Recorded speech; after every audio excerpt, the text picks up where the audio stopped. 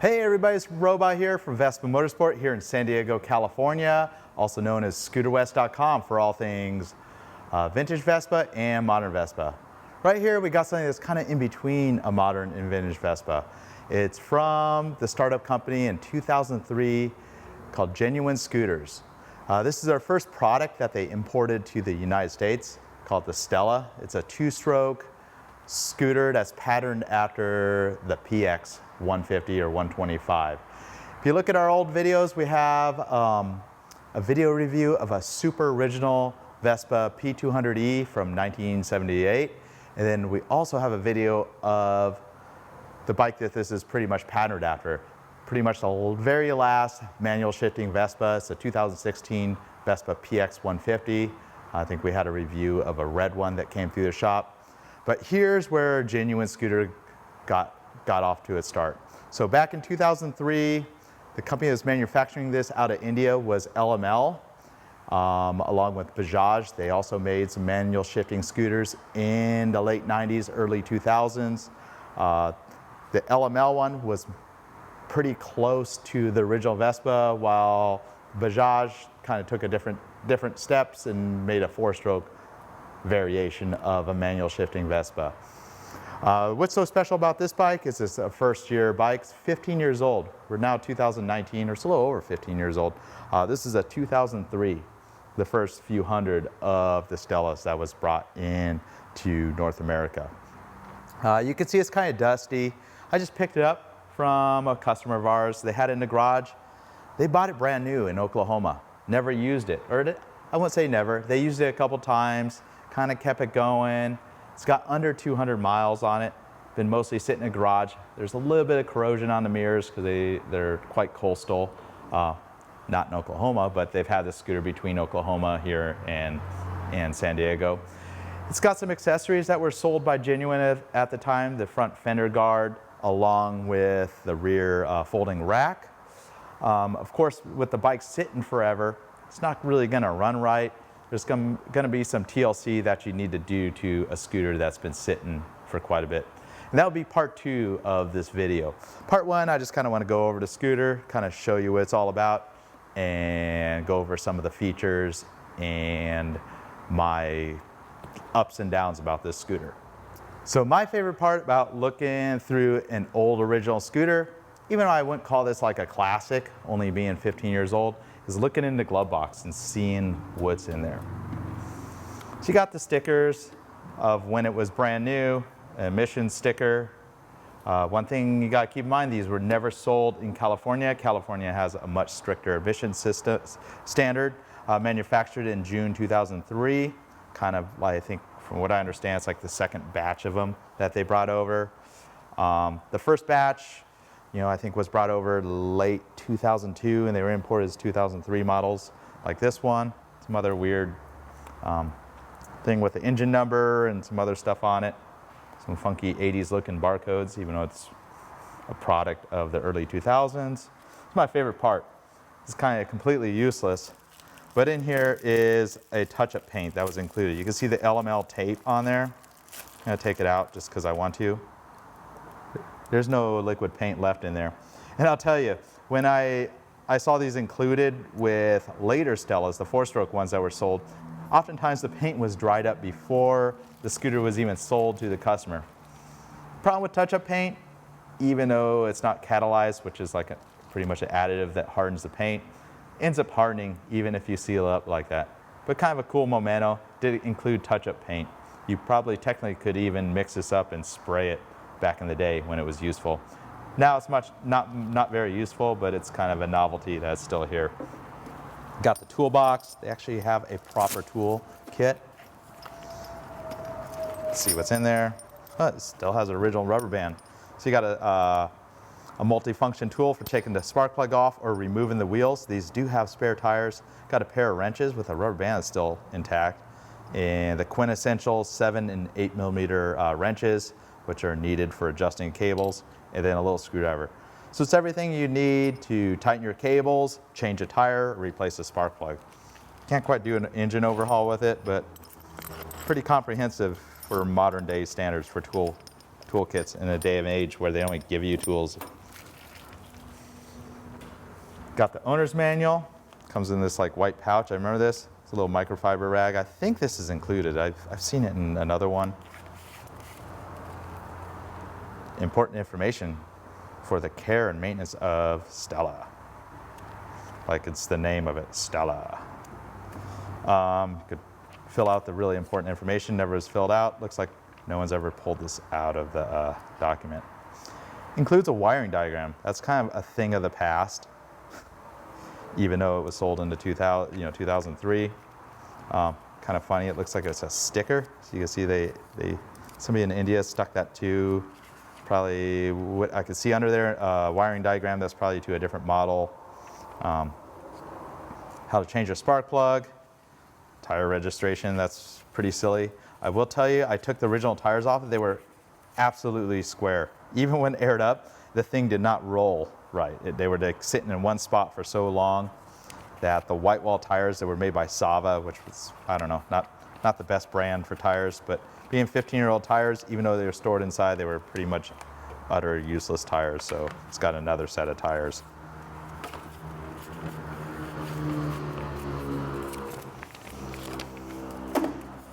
And this envelope is what I was most excited to see. This is what was mailed from Genuine Scooters in Chicago to the owners shortly after purchasing the scooter. So let's see what's in it. I could tell they've just opened it up and probably never removed any contents. It's got this pink sticker reminding you that it's an EPA and Department of Transportation certified vehicle. Don't mess with the catalytic converter. Okay. Thanks again. Probably because it wasn't in the owner's manual. Includes a Stella magnet, which you can put right there. The all-important air freshener has never been used from the Genuine Scooter Company. Not very useful on the scooter, but I guess you can hang it in your rearview mirror of your car if you wanted to. America's only new vintage scooter, Stella 150. The owner's identification card. I put some tape over the owner's name, but you can check out the VIN number. I think it's like a couple hundred into the making of them. Was sold new in 2004. The owner's identification card, number 00856. A letter from Genuine Scooters. Encouraging if you have any problems, you can contact info@genuinescooters.com. Let us know about your experience with the dealer you purchased your scooter from. The scooter was originally purchased from a dealer in Oklahoma, from what I understand. Liz, I don't think she works there anymore. Genuine Scooters, probably a customer relations person at Genuine Scooters at the time. And several brochures to hand to all your friends. And not only is it a brochure for the scooter, speaking of the features, it's an advertisement for the genuine accessories sold through Scooter Works at the time. You see the ice mint green. I've seen quite a few of them in tangerine, also came in silver and red. All the same accessories that would fit like the Vespa PX pretty much fit this model. I didn't even know they had alarm. I've never even seen that accessory. I've seen everything else on here. Never seen the alarm. It'd be kind of fun to get that if it even worked anymore. See a Fiat 500 in the background. Back in the day, Phil McCaleb, he was like kind of the head honcho over at Genuine Scooters. I almost said Genuine Scooter Works. Kind of pretty close to the same company. He was also importing Fiat 500s, I think, at the time, or just before he was venturing to bring over to LML's Stella. So compared to modern standards, the scooter's got pretty basic set of features.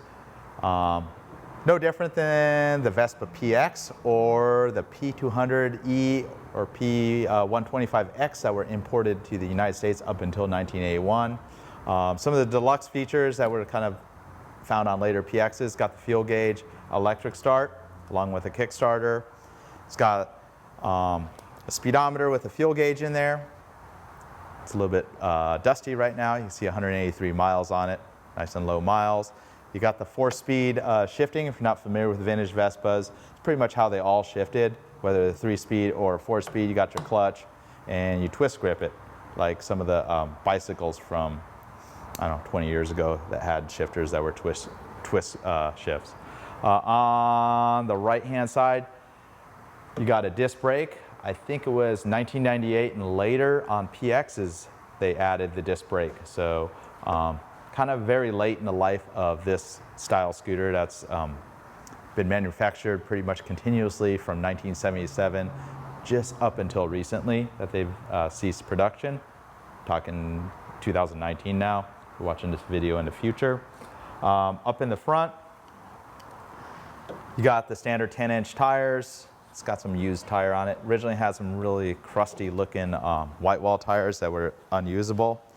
You can see the dealer that sold it, they never even cleaned the Cosmoline off the wheel. This brown stuff, this should be a silver hub. Never cleaned it off. I'll see if I can clean that off when I give this scooter a full detail. On to the right side, you see the disc brake. They had an aftermarket, I think it was made by Sox or something, India, remote reservoir shock. To be honest with you, I've ridden quite a few vintage scooters. Doesn't work really any better than a stock one, but it's what they included. Got the turn signals, the horn cover. You can see it's got a crack. That's not uncommon for them to crack. Plastic's pretty brittle and there's quite a bit of wiring underneath here. Moving on to the rear.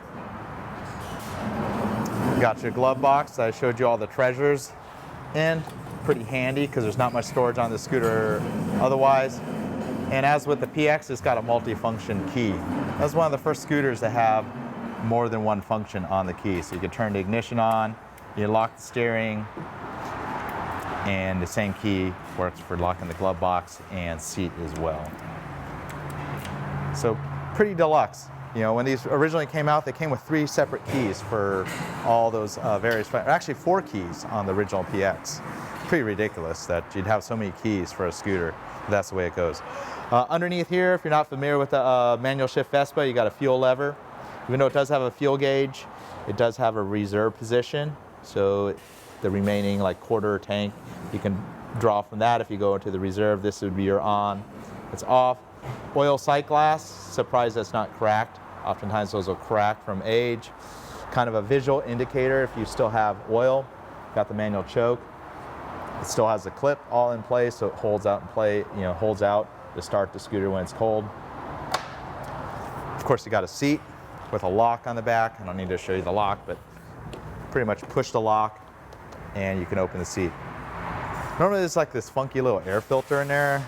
A lot of people took them out. Somebody obviously took it out in the early days of this scooter. Got a fuel cap, the fuel sender, fuel gauge, got your oil, the rack that mounts to the back, the wire. And the neat feature of the PXs, you know, starting I think in like 1984, is when they did the locking cowls, and that carried over to this copy of the PX, the Stella or the LML. So you go ahead and turn that lever, then you lift the cowl right off and exposes the engine. You can see in there, they put like all this carpet in there, kind of deaden the noise. These things are actually pretty quiet, is what I found, when they're in their stock form. A lot of people modified them, put pipes on them and all sorts of other fun accessories, but this one's bone stock. It's got this diaper, as I call it. It's ready to fall off. You rarely ever see that still on the motor. Again, it's just there to isolate the noise and probably soak up any oil that leaks off the motor, which is something pretty much any vintage Vespa does, kind of leaks oil, just kind of part of the nature of the vintage Vespa. Again, the matching rear shock. It's got these silly reflectors that are stuck on. Amazingly, they're still there. Front ones have been, oh, they're actually still in place too. I didn't look. And going on to the left side, you got the same style cowl. What's located under here is a battery. Somebody recently replaced the battery in order to attempt to get it running. Shouldn't have zip ties here. Should be a rubber strap. Of course, when I go through this bike, I'll replace it with the correct hardware. Unique feature with most vintage Vespas, they do have a spare tire, since these are split tubeless rims. You know, something that's not found on anything modern. It's kind of an older technology. In fact, a lot of people, a popular option is to put the tubeless rims on these vintage Vespas. So as with any Vespas, it's got a set of 3 rubber and aluminum runners for your floorboard. It's kind of the signature trait of a vintage Vespa, along with a center stand that works kind of in a unique way where it lifts the front tire. You can ride off them. You can like ride off the stand. It's kind of fun, but it trashes the frame and the stand.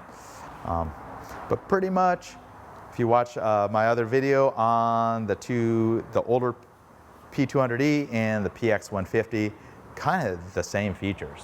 So I'm going to take this bike on a test ride. Kind of I'm putting part 1 and part 2 together simultaneously, but pretty much the bike doesn't run right now. The carburetor is completely clogged. So part 2 is going to be about the steps of what I'm going to do to get this bike up and running and operational and safe. Short of putting a set of tires on it, which has already been done. Not the best tires, but it's got fresh tires that are usable. We'll go through the carburetor in part 2. So part 2 is going to be more of the technical, getting into a bike that's been kind of found in the barn. And check out my review on what I think when I ride it. I would say top speed of this bike's about 60 in a stock form. That's the very, very top speed of it. They'll cruise pretty happily all day at 50, 55. They're not all that fast. They're reasonably quick off the line, but with the catalyzed engine's got a catalytic converter on the pipe to kind of keep the emissions down. They run quite lean from the stock setup. Not the fastest scooter, especially when compared to the vintage Vespa P200E. So check out part 2 if you're into the nitty-gritty of getting your hands dirty on getting something like this going. Probably have this up for sale pretty soon. I'm not really interested in it. I do like vintage Vespas quite a bit, but I got the real thing. I got a Vespa. I don't want to take a stab at the genuine Stella, but it's kind of pretty much the clone of the Vespa, you know, the original shifting Vespa.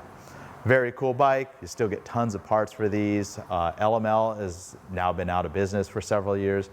Genuine Scooters is still in business, importing the genuine Buddy scooter and the G400C motorcycle, along with some other scooters. Until next time, check out part 2, or I hope you like this little intro video on the Stella, kind of like a throwback 15 years ago. Robot here. Vespa Motorsport, scooterwest.com. Follow us on Instagram, Facebook, Vespa Motorsport. Check out our other YouTube videos, whether you're looking for technical advice on fixing old Vespas or you're interested in the latest and greatest new Vespa.